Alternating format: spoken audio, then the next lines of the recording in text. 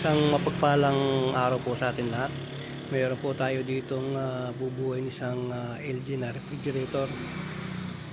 Bali ito po ay binili ko dun sa aking kaibigan.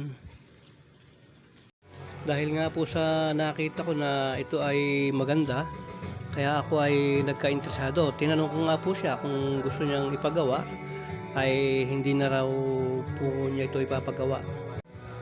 Ang problema nga lamang po nito ay halos wala na pong laman ang refrigerator na to. Yung kanyang evaporator po ay butas. Pagkatapos yung kanyang compressor ay nasunog daw. Ngayon, ang sabi niya sa akin, kung interesado raw ako, di bilhin ko na. Kaya nga lang, wala nga po itong compressor, tapos mga sira na yung mga nasa loob niya. Ngayon, susubukin nating buuin, at kung sakaling mabuo natin, ay muli nating ialok sa kanya kung kursunada pa niya itong bilhin. Bali, ito po ang mga problema niya. Ayan, ating tingnan. Ayan, putol yung kanyang sabitan ng pinto. Ayan, bali ito naputol. Dito nakasabit yung kanyang pinto, naputol na. Pagkatapos yan, wala na siyang laman loob. Yung pong kanyang evaporator ay kinalas ko na, at yun po ay na-welding ko na. So hahanap lang tayo ng compressor at bubuuin natin to. Kinabitan ko na po yan ng mga service valve dahil ipinaprocess ko na. Yan po yung kanyang mga divider. Nabali na tong isa. Ito namang isa, wala nang salamin yan. Ayan. Bali itong isa lang nito ang may salamin dito. Yan. Dahil nga po sa nakita ko na parang matigas yung kanyang evaporator, sinubo ko po itong hinangin. Titingnan natin kung may pumutok dito sa mga linya ng kanyang tubing. Ililigtas natin ngayon siya matapos ko nga pong hilangin. Bali isa lang po ang butas nito, itong lugar na to. Palibasa nga nakita ko na ito ay medyo malalim na rin yung tama. Ang ginawa ko ay hininang ko na rin para sigurado. Nilagyan ko po ito ng basang-basahan para pagka ating hininang ay hindi tayo mamumroblema doon sa dugtungan ng aluminum at saka ng kanyang copper tube.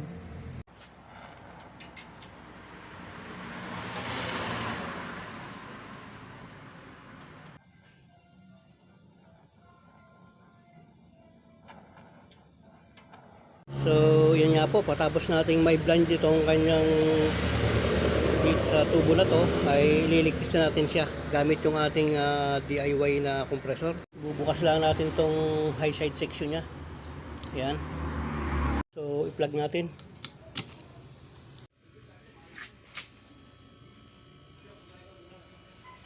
Yan, bali lalagyan natin siya ng 100 PSI. Yan. Pagdating ng 100 PSI, ayan. Yun, okay na. Sarado natin agad to. So yan, nasa mga 110 tayo. Yan. Pansamantala, magliligtas muna tayo dito sa ating hininang. Titingnan natin kung mayroon siyang nabula. So okay, wala siyang nabula. Ibig sabihin, sarado yung lahat ng butas niya. Ito naman, tingnan din natin itong ating hinang dito. Baka mayroon siyang mga leak dyan. Yan. Inspeksyon natin lahat para masiguro natin na walang leak dito sa ating mga dugtungan. Yan. Wala siyang nalabas kahit na kaunti. Ayan o. So yan nga po. Pagkalipas ng halos mahigit 1 oras at kalahati, ayan, ay hindi nagbago yung ating gauge. Ibig sabihin walang pumutok tong hininang natin. Ibig sabihin matibay itong evaporator na to. Kahit na hinangin mo siya, hindi siya pumutok. So ang gagawin natin to ay i-release natin yung kanyang pressure sa loob.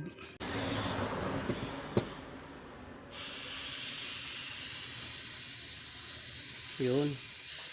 Okay na. So dahil nga po sa ito ay okay na, Ang gagawin po natin to, tatakpan natin ng epoxy yan lugar na yan. Kasi kapag ka po ako'y huminang ng aluminum at yung lugar na yun na nabutas, may warranty po sa akin yan. Kapag ka yung dumating yung panahon na sumingaw at dito na nagmula yung singaw dahil sa aking pagkakahinang, yan po ay gagawin ko ng libre. Hindi ko po sinisingil yung mga customer natin. So ang gagawin natin, tatapalan natin to ng epoxy para secure na secure siya. Kumbaga isisild lang natin. So para sa mga hininang ko po na aluminum, wala pa naman pong bumalik na nagkaroon ako ng callback dahil dun sa aking pagkakahinang dun sa aluminum na nabutas. Ang gagawin po natin, bago natin dikitan niya ng epoxy, bago natin sa isild, ay atin muna siyang lilinisin.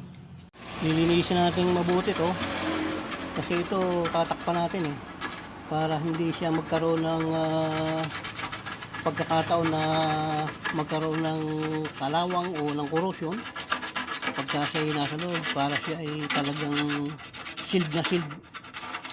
Yan, linisin lang natin mabuti yung tatapalan natin ng epoxy.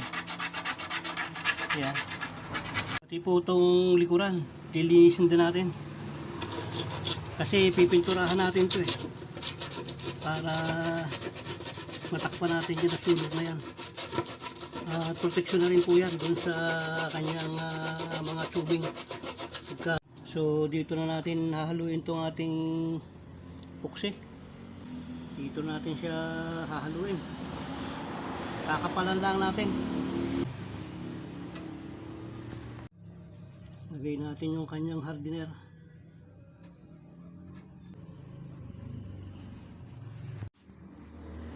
Hahaluin lang natin mabuti to para mix na mix siya. Yan, para maganda yung kanyang kapit kasi kapag kaya ni halong-halo, maganda yung kanyang kapit, matibay. So yan, kakalat natin siya, papatagin natin kumbaga. So yan nga po, naikalat na natin na maganda. Ang gagawin lang natin dyan, patitigasin lang natin mabuti yan, saka natin pipinturahan para hindi makita itong ating hininang. So titiklapin natin to, papalitan natin ng iba, yung kasukat din niya.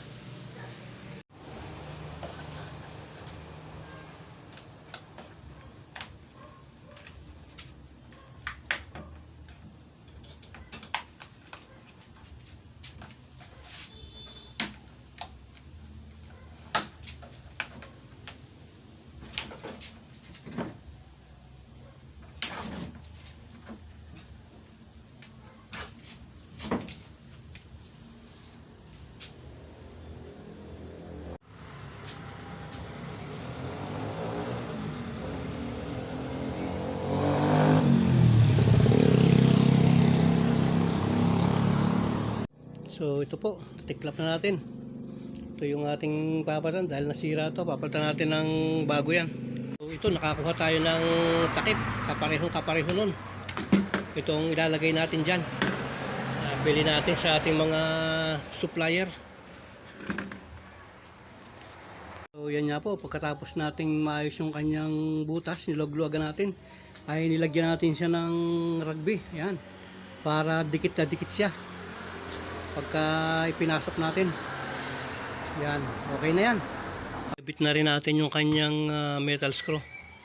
Yan, yan ang nagsisilbing lock. So yan, okay na siya. Ang ganda ng pagkakalapat niya.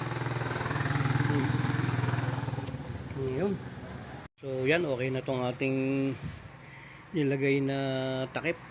Titistingin natin, susukat muna natin bago natin tuluyang buuin.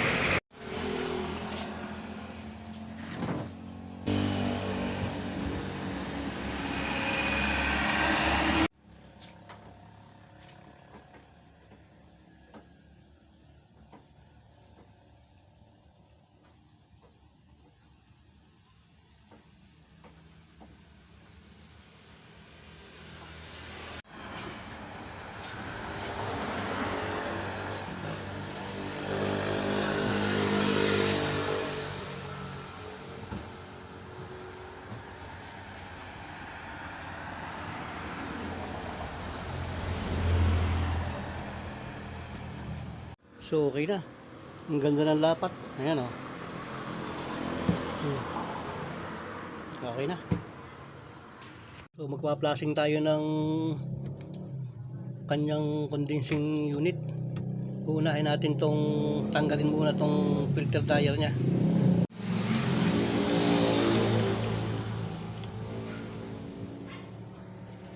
Bago natin flashingin, linisin natin tong kakabitan natin ng filter mamaya para sumama sa pagpa-flashing natin yung dumi niyan.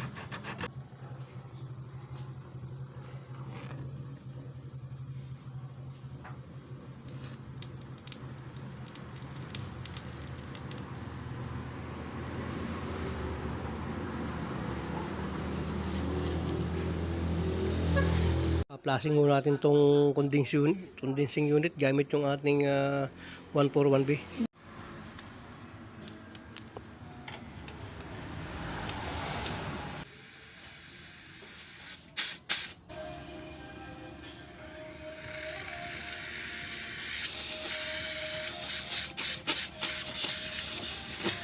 Dumi yan, langis.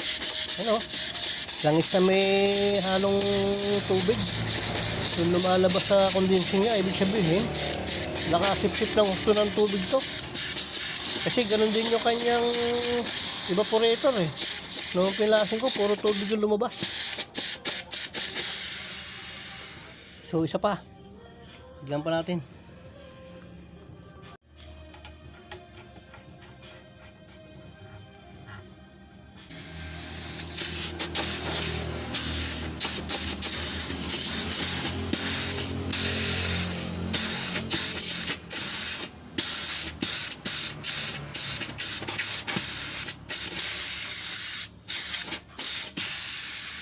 So ito final na to. Malinis na eh.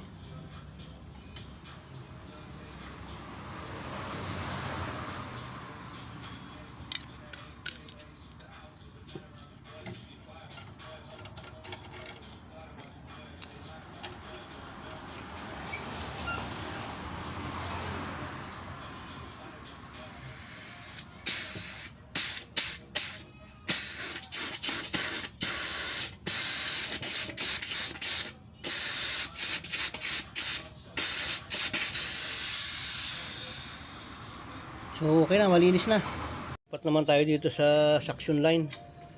Ito naman yung ating pa-flashing.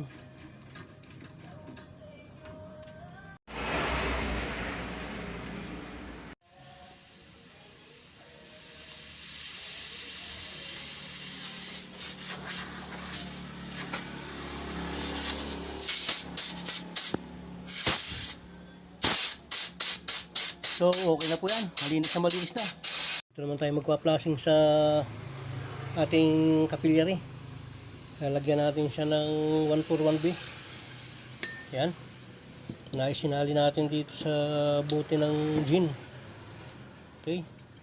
Lagyan lang natin. Yun.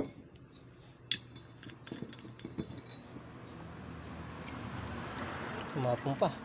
Yan. May hising na dun sa taas. Lumabas na sigurado yun dun. Yun. Ang linis na oh.